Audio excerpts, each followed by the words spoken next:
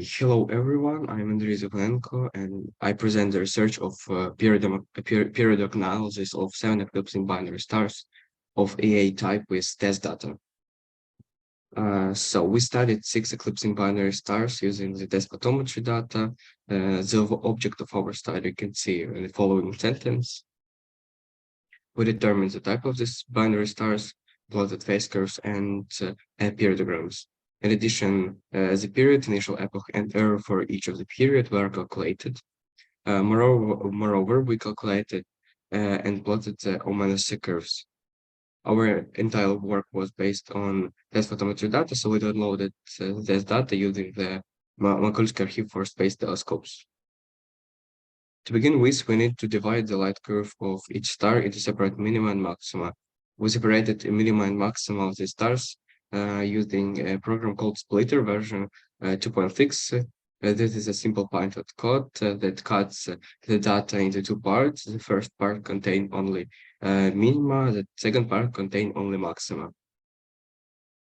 The first figure shows example of separation of this light of the light curve into minima and maxima by using the Splitter software. This separation was vital because the next stage is processing a software called Mavka. I express my gratitude to Katerina Andrich and Ivana Dronov for developing this software. So Mavka, what is Mavka? Mavka is a program that allows us to calculate the precise moment of exterma and their magnitude using various approximation. We use different approximation based on what type of externum. For minimum, we usually use the symmetrical polynomial approximation and VSL approximation for flat minima. For the maximum, we use simple polynomial approximation because of their slight asymmetricity. Figure 2 shows the example of minimum and maximum approximation using the Mavka software. First of all, we plotted the variogram to calculate a rotational period of the binary system by using the following formula. Then our next step was classification of each of the binary system. Then we need to plot the phase curve. We calculated the phase by following formula.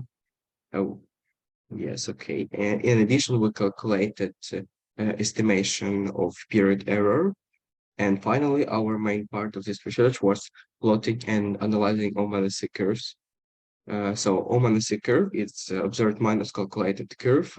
It's basically a plot that shows the difference between the observed and predicted times, such as eclipse in our case. There are several types of Omanasi curves that can be observed in binary systems. The Omanasi curve might be linear, parabolic, sinusoidal, or irregular. And by analyzing this Omanasi curve, we can understand the evolution of each of the binary system. We calculated the Omanasi curve, Omanasi for each extremum using the following formula. So the first object in our study was a binary system, DC-320. For each object, we studied whether this object was classified as a binary system before, using different catalogs, Simbat or others. In case of this binary system was previously classified as a EB-type binary star. We consider this classification incorrect, thereby changing this classification to AA algo type based on the phase curve that we plotted. TAC-320 has a strong reflection effect that can be clearly seen on a light curve on the maximum. So the reflection effect occurs when one star in the system shines on the surface of another star, and the light from the illuminated star is reflected back to us, and we can see it on a light curve.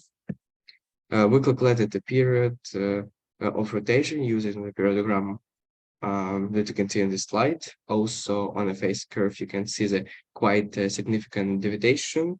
This is due to the fact that the period of the star is changing over the time, as we will see on a Omanasi curve on the next slide. For approximation and determination of exact minimum and maximum, we use a simple polynomial approximation in Mavka software. This is how Omanasi looks for minimum. We calculated, so Here we can see clearly two effects here. Is the sinusoidal ominous, which superimposed on a parabolic one, and sinusoidal ominous means there is the present observed body on the system. And regarding the parabolic ominous, there is a change of period over the time. In our case, the period of rotation increases because the branch of the parabola is directed upward. This slide shows the ominacy for maxima, and the explanation of why we can see two separated lines here is due to the effect of reflection on the maxima. The next object is the binary system TESS-321. We have classified this object as a EAtype based on the sharp and clear minima and the light curve. Also, spots in the maxima can also be seen on the light curve and on the phase curve. For this reason, we could not construct the ominacy for maxima because it was impossible to approximate them normally. We can see the period, initial epoch, and error for the periods in table 2. This slide shows the ominacy for minima. We can assume that there is a sinusoidal ominacy in the beginning. This indicates presence of the third body in the system, but we cannot be sure because of the lack of data in this particular case. So JC 555 was previously misclassified. This binary star was classified as a EAtype, but it is not. Thereby, we believe that this system should be a EAtype binary system. We also calculated rotational period using a periodogram and plotted the phase curve that you can see on this slide. In addition, on the surface of the star is a quite bright spot that moves along the surface of the star due to its rotation. These spots can be easily seen on the light curve on the maxima. The ominacy curve for minima here is a normal linear ominacy with some noise, so we can assume that this rotational period of this star is constant. We determined the types of TC-236 as a EASD type based on the light curve and the phase curve, where the SD in a EASD eclipsing binaries refers to a semi-detached eclipsing binaries, which are the subclass of the binary star system, where one star is filling the Roche lobe and transferring mass to its companion. Moreover, there are bright spots on the surface of the star that can be seen on the light curve and on the phase curve. We calculated and plotted the ominacy curve for minima and approximated them using the VSL approximation method. This approximation method is suitable for flat minima, as in our case. On the ominacy curve, we can see an effect that's called the precession of the elongated orbit. The precession of elongated orbit on the binary systems refers to the gradual rotation and shifting the orbital plate over the time. The next object in our study are really interesting to us because in addition to a binary system, the star is pulsating, as we can see it from the light curve. That is, there is a 3 period that can be seen on a periodogram and on the light curve, where the 2 is pulsation period and 1 is a period of rotation of the binary system of about 7 days. On the phase curve, you can also see the pulsations. We're not sure exactly what type of pulsing star this is, but we classified eclipsing binary stars as a EAtype. For ominacy, this slide shows the ominacy for minima, and for obvious reason could not construct the ominacy for maxima because of the pulsation component. On ominacy, no significant changes in the period are visible. It's just a straight line with some noises, so it's a constant period.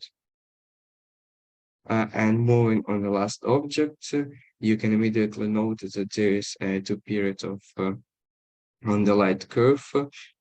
In the Simbat catalog, this variable is designated as a rotational variable. In addition, it has a second component that together they form a binary system of EAtype.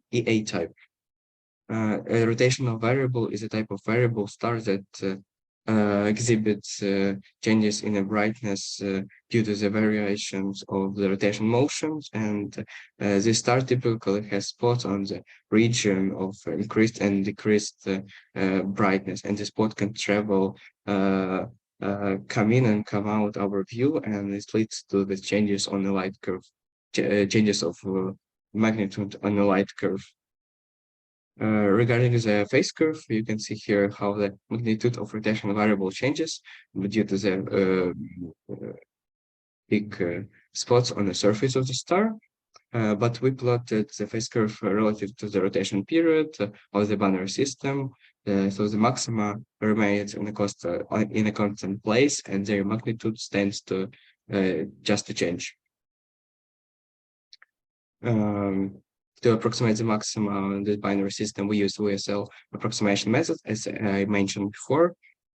And for this particular ominous sum, we can say that the rotation period of this binary system is constant, as the end does not change over the time.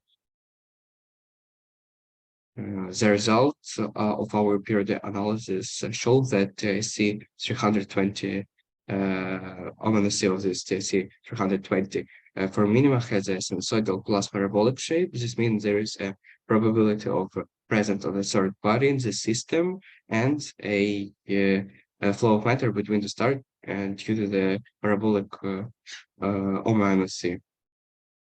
Also, two separate lines visible on a O-C for maximum because of the reflection effect.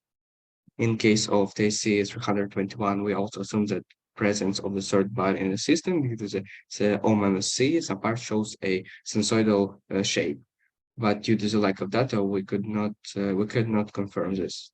For TSC 555, a constant period of brightness was detected, and also bright spots on the surface of the star. O-C for TSC 236 shows that this binary system has an elongated orbit precession. The periodogram for TSC 379 shows 3 periods of brightness changes, one of which is due to the rotation, and 2 is pulsating period. In the case of the C326, there are only 2 periods. The first from the rotational variable star and from the spots on the surface, and the second from the rotation of the stars, which is also stay constant based on a O-C curves that we plotted. In table 7, you can see all calculated rotation periods, initial epoch, and period errors, and classification of each object. And thank you for attention. Happy to answer